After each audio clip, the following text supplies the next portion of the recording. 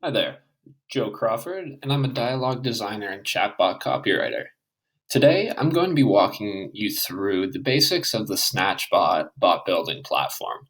I love Snatchbot. It's simple, it's intuitive, yet it's still highly powerful. So let's jump right in.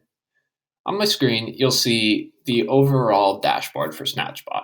To get started, we'll select along the left-hand side, My Bots. Here, you'll see a display of existing bots you may have, such as myself here, as well as the option to create a bot, which is what we want. So today we'll click Create Bot, blue circle there, and here we can input our name. I'll call mine JoeBot. And you'll see there's also a Start with Template checkbox. Snatchbot does offer a good amount of terrific templates. However, to get a good understanding of the platform, let's build ours from scratch today. So we'll select Create Bot and get started. All right, so now that we've selected Create Bot, we're brought to this main area of bot structure where we actually create the bot. Now this column here in the white under bot structure is where we name and store the interactions. Along the right is where you'll do some of the editing of the box. So what we want to do today is to create a very basic greeting and closing chatbot. To create our first interaction, we'll need to to do that, we'll have to start creating interactions. Interactions are the individual pieces of content that your bot puts out, such as a sentence, or an image, or a video. To do this, we'll start by clicking Add an Interaction. Once we've selected Add an Interaction, we'll choose Interaction Type. You'll see that this opens up a drop-down with a number of different extractions and statements. In this case, we're going to be selecting bot statement because this is the most commonly used output that the bot has. This is images, this is text.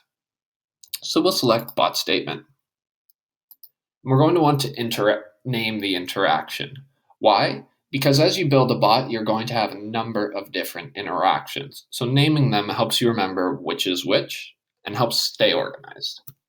As this is our greeting message, I'll name it Hello. Clicking Enter or Return makes it an official interaction and opens up a wide variety of options that you can see here along the right-hand side. What we're looking to do with this interaction is fairly basic, which is give it some text that welcomes a user. This is what they'd see when they open and start using the bot as a conversation. So under bot's message, we'll type along the line, Hi, I'm JoeBot. Would you like to chat with me? That gives it that text. Now to understand and put this in context, let's give it a shot.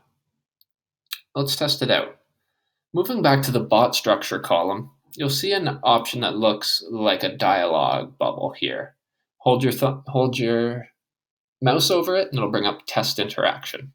Select test interaction. So you see along the right-hand side, this opens up essentially a pseudo chat testing. So you can see what your bot is outputting. This is helpful to get an idea of how things function as you move along through the process.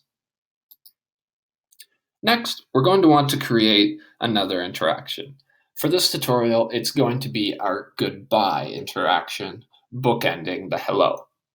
So once again, we'll select Add an Interaction. We'll then choose the interaction.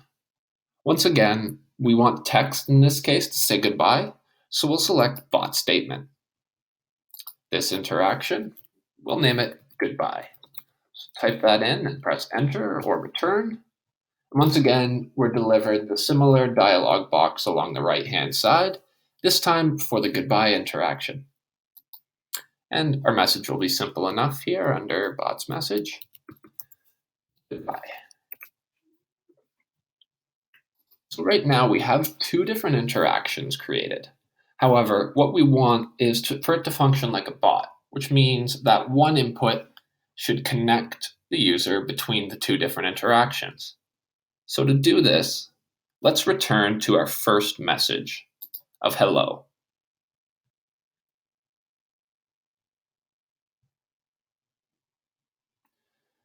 Once we've clicked over to hello, you'll see a box along the right-hand side that says connect this interaction to others by adding a connection. We'll want to select this by pressing the white plus in the blue circle. As you can see, this opens up an if-then statement with a few different drop-down arrows. This is how we tell the bot to take certain inputs from interactions and send them to a new interaction. So to start it off, we'll select from the drop-down arrow if response to this interaction, because what we want to be outputting is based off of what the user types in, and then contains whole word. Now let's think about what we're doing here. What we're trying to do is set up the bot so that once a user receives the greeting message and the prompt question, would you like to chat with me? If they were to answer no, they would be delivered to the goodbye message. And that's what we're setting up here. So we'll type in a few different words that could trigger this. No, nope, now, and you'll see I'm doing this in both cases as this section is case sensitive. And also I'm separating the words by pressing enter. Now that we have if the response to this interaction contains the whole word of these, then where do they go? Here we select from the drop-down the goodbye interaction. So based on this, if the response to, hi, I'm JoeBot, would you like to chat with me, contains any of the following whole words, then they go to goodbye.